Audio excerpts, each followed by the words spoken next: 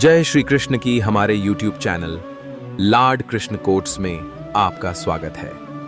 आइए शुरू करते हैं। एक रात ऐसी भी आएगी कि सब कुछ बदल जाएगा और फिर कई चीजें वैसी नहीं रहेंगी। परिस्थितियां इंसान का स्वभाव बदल देती हैं, पर असल इंसान वही रहता है जो छोटी छोटी खुशियों में जीना जानता है। जो व्यक्ति कम में खुश रहना जानता है उसके पास सबसे ज्यादा शांति और संतोष होता है। खामोशी रिश्तों को धीरे धीरे कमजोर कर देती है, इसलिए बोलना सीखो। अगर जरूरत पड़े तो बहस भी कर लो। श्री कृष्ण कहते हैं, हर दिन पूर्ण नहीं होगा, यह स्वीकार करो। उपदेश यह है कि अधूरे दिन में भी सीख खोजो। सीख मिल जाए तो दिन सफल है। पूर्णता की जिद तनाव देती है। प्रयास की भावना शांति देती है। शांति से निरंतरता आती है। निरंतरता से परिवर्तन होता है। परिवर्तन से जीवन ऊंचा उठता है। हर दिन थोड़ा बेहतर बनना पर्याप्त है। स्वयं से तुलना करो, दूसरों से नहीं। छोटे सुधार बड़े बदलाव लाते हैं। निरंतर अभ्यास चमत्कार रचता है। ये मत सोचो कि जिसने तुम्हें जिंदगी दी उसने तुम्हारे अतीत के बारे में कुछ सोचा होगा। भले ही कल परेशानियों से भरा हो, कल तुम्हारे हाथ में है। सांस लेने के लिए पहले सांस छोड़नी पड़ती है। सिर्फ पत्ते ही पतझड़ में गिरते हैं। नजरों से गिरने का कोई मौसम नहीं होता। जो अपनी गलतियां नहीं देख पाता उससे दूरी बनाए रखना बेहतर होता है। दुनिया उन लोगों को गलत साबित करने की कोशिश करती है जिनका दिल साफ होता है। जिंदगी में सबसे बढ़िया सबक यही है कि कैसे शांत रहना है। जैसे कुरुक्षेत्र के मैदान में अर्जुन अपने धर्म को लेकर भ्रमित थे, वैसे ही हम भी जीवन के कुरुक्षेत्र में अक्सर अपने कर्तव्यों और सही गलत के फैसलों को लेकर भ्रमित हो जाते हैं। गीता हमें हमारे स्वधर्म को पहचानने और बिना किसी संशय के उस पर चलने की प्रेरणा देती है। यह हमें स्थित प्रज्ञ बनने का मार्ग दिखाती है, यानी ऐसा व्यक्ति जो सुख में बहुत उत्साहित और दुख में विचलित नहीं होता, जो मान अपमान लाभ हानि और जीत हार में संभव से रहता है। यही मानसिक संतुलन हमें द्वंद्वों से पार ले जाकर वास्तविक आनंद की स्थिति में स्थापित करता है। श्री कृष्ण कहते हैं, जब इंसान अपने ही दर्द से इतना थक जाता है कि दूसरों के आंसुओं पर हंसने लगता है, तब समझ लेना चाहिए कि उसकी मानवता मर चुकी है। यह दुनिया तभी बेरहम नहीं होती जब कोई उसे चोट पहुंचाता है, बल्कि तब जब हम किसी के गिरने पर मुस्कुरा देते हैं। असली अमीरी तो उस दिल की होती है जो दूसरों के दर्द को महसूस करता है, क्योंकि खैरात में मिली खुशियां कभी सुकून नहीं देती। हमें अपने गमों का ताज पहनना आता है। हम दर्द में भी नवाबों की तरह जीना जानते हैं। जो लोग बिना किसी वजह के हमें प्यार देते हैं, एक दिन वही हमारी सबसे बड़ी वजह बन जाते हैं। पर अफसोस, हम उन्हें पहचानते बहुत देर से हैं। लोग मशवरे बहुत देते हैं, खुश रहा करो, पर कोई यह नहीं पूछता कि आखिर वो खुश रहने की वजह कहां से लाऊं। दुनिया के पास सलाहें बहुत हैं, मगर सुकून किसी के पास नहीं जो चाय की तरह गिर जाए या चरित्र की तरह टूट जाए। दोनों ही अपने निशान छोड़ जाते हैं। और उन लोगों के लिए रातें खराब मत करो जिन्हें तुम्हारे सुबह उठने की भी फिक्र नहीं। रिश्तों की उम्र सालों में नहीं, एहसासों में गिनी जाती है। वो पल जब कोई टूटकर खामोश हो जाए, वहीं से रिश्ता खत्म नहीं होता। बस एक इंसान का भरोसा मर जाता है। समर्थन देने वालों की कद्र करो। जो लोग बिना कारण तुम्हारे साथ हैं, उन्हें प्यार और इज्जत दो। श्री कृष्ण कहते हैं, कर्म से किसी को तब शांति मिलती है। आज जो बीज बो रहे हो, कल वही फल देगा। इसलिए अब भी के कर्मों पर ध्यान दो। किसी को दोष मत दो। पहले खुद जांचो कि क्या तुम्हारे कर्म ठीक है। अपने कर्मों में सुधार करो और हर दिन छोटे छोटे अच्छे कर्म करके अपनी जीवन यात्रा को बेहतर बनाओ। एक रात ऐसी भी आएगी कि सब कुछ बदल जाएगा और फिर कई चीजें वैसी नहीं रहेंगी। परिस्थितियां इंसान का स्वभाव बदल देती हैं, पर असल इंसान वही रहता है जो छोटी छोटी खुशियों में जीना जानता है। जो व्यक्ति कम में खुश रहना जानता है, उसके पास सबसे ज्यादा शांति और संतोष होता है। दुनिया की कोई भी चीज कितनी भी कीमती क्यों ना हो, नींद, शांति और आनंद से बढ़कर कुछ नहीं। असली मूल्य उनमें है जो दिखाने की जरूरत नहीं पड़ती। सच्चा प्रेम, सच्चा आत्मसम्मान और सच्चा संतोष।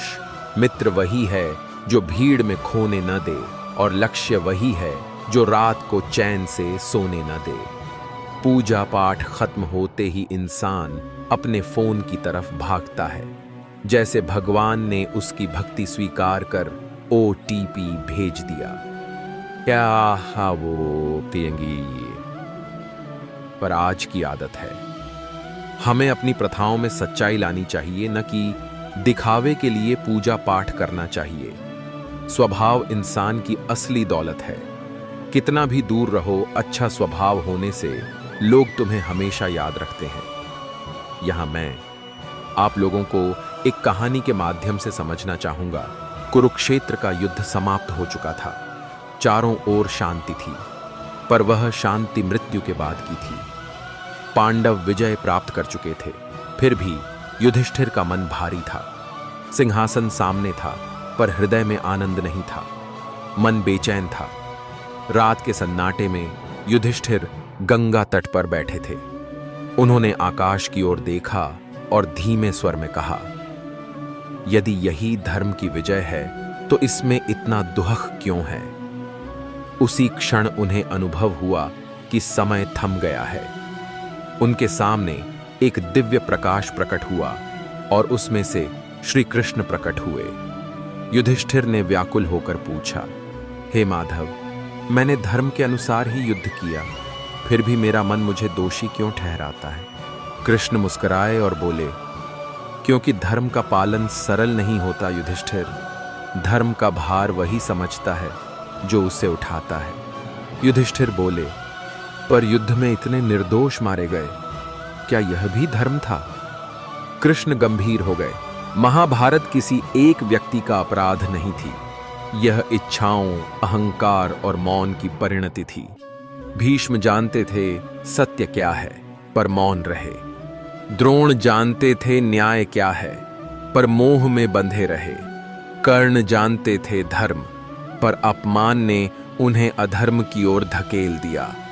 युधिष्ठिर ने पूछा, तो क्या कोई भी पूर्ण रूप से सही नहीं था? कृष्ण ने उत्तर दिया, मनुष्य पूर्ण नहीं होता। वह परिस्थितियों में निर्णय लेता है, कभी सही कभी गलत। महाभारत इसी संघर्ष की कथा है। युधिष्ठिर की आंखों से आंसू बहने लगे। तो फिर राजा बनकर मैं क्या करूं? कृष्ण ने कहा, राजा बनो, पर यह मत भूलो कि सत्ता सेवा के लिए होती है, गर्व के लिए नहीं। जो अपने दोष देख सके वही सच्चा धर्मात्मा है। प्रकाश धीरे धीरे लुप्त हो गया। समय फिर चल पड़ा। सुबह हुई। युधिष्ठिर ने सिंहासन स्वीकार किया, पर उनके मन में विजय का गर्व नहीं था, बल्कि जिम्मेदारी का भाव था। उन्होंने स्वयं से वचन लिया कि वे ऐसा राज्य बनाएंगे जहां मौन अन्याय के सामने न झुके।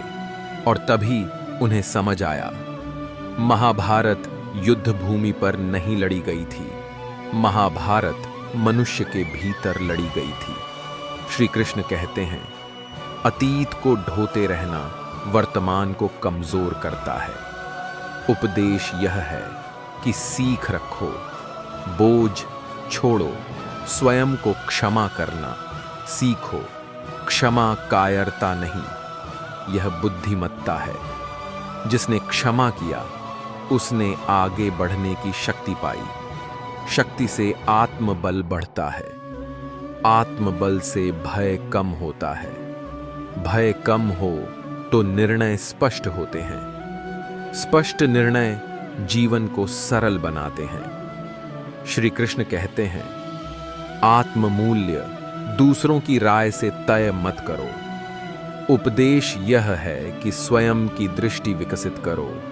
जो स्वयं से ईमानदार है वही निडर है। निडर व्यक्ति सत्य बोल सकता है। सत्य मन को हल्का करता है। हल्का मन बोझ नहीं ढोता। बोझ रहित मन रचनात्मक होता है। रचनात्मकता समाधान लाती है। समाधान से जीवन सुचारू चलता है। सुचारू जीवन संतोष देता है। मन अंधा होता है। इसमें खुद की कोई समझ नहीं होती। मन कुछ भी नहीं जानता और न ही ये तुम्हें सही रास्ता दिखाता है। इसलिए अपने अंधे मन की बातों पर चलकर जरूरी कामों से बचो। रुक जाओ। तुम्हें हमेशा अपने बुद्धि से काम करना चाहिए, मन से नहीं, क्योंकि अंधा मन हमेशा तुम्हें महत्वपूर्ण काम करने से रोकता है। जब तुम अपने बुद्धि से जरूरी काम करने लगोगे तभी धीरे धीरे तुम्हारा मन तुम्हारा दोस्त बनना शुरू करेगा। लेकिन अभी तुम्हारा मन तुम्हारा दुश्मन बन गया है, जो दिन ब दिन तुम्हें बर्बाद कर रहा है। मुझे उम्मीद है आपने इस वीडियो से बहुत कुछ सीखा होगा। ऐसे ही वीडियो देखने के लिए हमारे चैनल लॉर्ड कृष्ण कोट्स को सब्सक्राइब करें और हमारी वीडियो पर लाइक और कमेंट करें। धन्यवाद।